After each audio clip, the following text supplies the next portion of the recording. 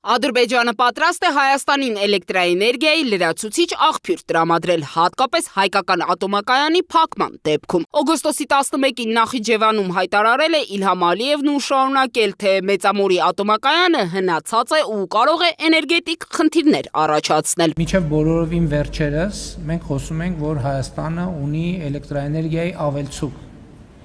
Հիմա մենք պիտի խոսենք նրա մասին, որ Հայաստանը կարող է ունենալ էլեկտրաէներգիայի պահանջարկ, ինչու, որովհետև ինչպես տեսնում եք, մեծ տեմպերով զարգանում են արհեստական բանականության գործարանները, իսկ արհեստական բանականության գործարանները մեր պատկերացումներից անդին ծավալներով էլեկտրական էներգիա են սպառում, իհարկե սպայդրությամբ բնականաբար մեր մեծ իրադրության մեջ բան չի փոխվել, բայց այն պլանները, որ մասնավորապես ներդրողներն ունեն արհեստական բանականության ոլորտում նոր գործարաններ կառուցելու առումով Հայաստանի Հանրապետությունում դա մեզ ստիպում է մտածել, որ մենք մեր էներգետիկ ռազմավարությունները պետք է նորից վերանայենք, որպեսզի այս նոր պայմաններին եւ ակնկալիքներին համապատասխան կարողություններ ունենանք։ Հայրենի կառավարության ռազմավարությունը սակայն էներգետիկ լիակատար անկախություն ունենալն է։ Գործադիրի ղեկավարը պարզաբանեց, ինչպես Հայաստանում արևային կայանների եւ կուտակիչ կայանների զարգացում, արևային ռեսուրսներով Հայաստանը առավել քան հարուստ է եւ կուտակիչ կայանների, բայց իհարկե սա չի նշանակում, որ մենք միջազգային առևտրից էլեկտրական էներգիայի դուրս ենք մնալու, երբեմն կարող ենք մենք արտահանել, երբեմն կարող ենք ներկրել, այդ թվում Ադրբեջանի հետ կարող ենք ունենալ գործընկերություն, գործակցություն, այդ թվում էլեկտրաէներգիա արտահանելու եւ ներմուծելու մասով, ինչպես մնացած բոլոր երկրների հետ,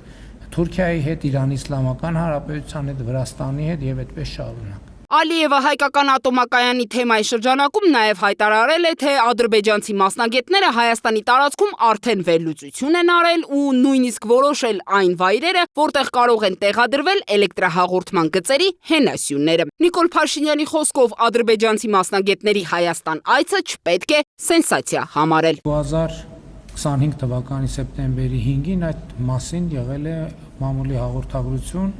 որ տեղի ունեցել Հայաստանի եւ Ադրբեջանի պատվիրակությունների հանդիպումը եւ աշխատանքային procesներ են տեղի ունեցել Հայաստանի եւ Ադրբեջանի տարածքում եւ եւս մեկ այցել է եղել, որի մասին էլ եղել է հաղորդագրություն 2026 թվականի հունվարի 15-ին, այս անգամ արդեն երկաթուղու հարցով բոլոր քննարկումները եղել են այդ հանդիպումների շրջանակում, բնականաբար մենք նախկինում էլ ասել ենք, որ էլեկտրահաղորդման գծեր, խողովակաշարեր, մալուխներ, երկաթգիծ, այդ թեմաներով աշխատում ենք եւ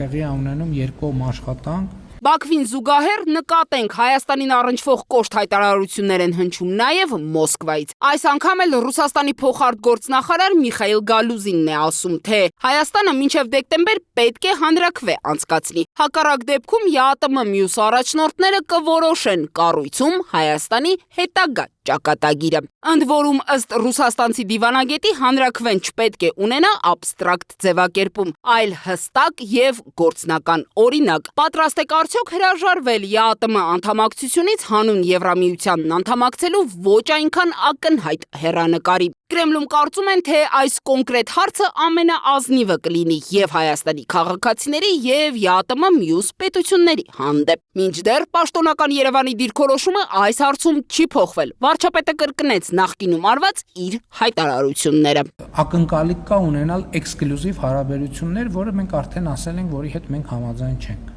Հայկական երկաթուղու հետագա շահագործման համատեքստում հայ-ռուսական հարաբերություններում առկա լարվածությունը շարունակում է խորանալ։ Այս մասով եւս ռուսական կողմը չի զսպում ախորժակը, չնայած Փաշինյանի պնդմանը, որ այս հարցում Երևանը հատու միջոցների դիմել չի պատրաստվում։ Մենք այդտեղ ուզում ենք բարեկամական լուծում, այսինքն մենք չենք ուզում գնալ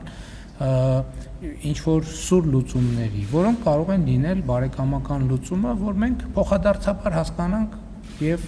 ընկալենք իրար շահերը եւ գնանք որոշակի կոմպրոմիսների։ Ես նախկինում խոսել եմ այն մասին, որ օրինակ այդ կոմպրոմիսներից մեկը կարող է լինել ռուսական երկաթուղիների կողմից կամ Ռուսաստանի կողմից կոնցեսիոն իրավունքի վաճառքը, բայց այդ վաճառքը կարող է լինել ամբողջական, կարող է լինել մասամբ, այսինքն ինչ որ որոշակի բաժնետիրական որոշակի կոնֆիգուրացիաներ կարող են լինել։ Ըստ այսում ստացվում է, թեպետ Երևանը կարող է, բայց չի ցանկանում միակողմանիորեն չեղարկել կոնցենսիոն պայմանագիրը։ Այս որոշումը հետագայում հնարավոր է փոխվի, թե ոչ, դեռևս հստակ չէ։ Ստեղծված իրավիճակում խնդիրը Փաշինյանի գնահատմամբ լոկ այն է, որ որևէ պարագայում չխոչընդոտվի միջազգային տրանսպորտային ցանցին Հայաստանի ինտեգրվելու պատմական հնարավորությունը։ Դիանա Դավթյան, Free News, Ազատ լուրեր։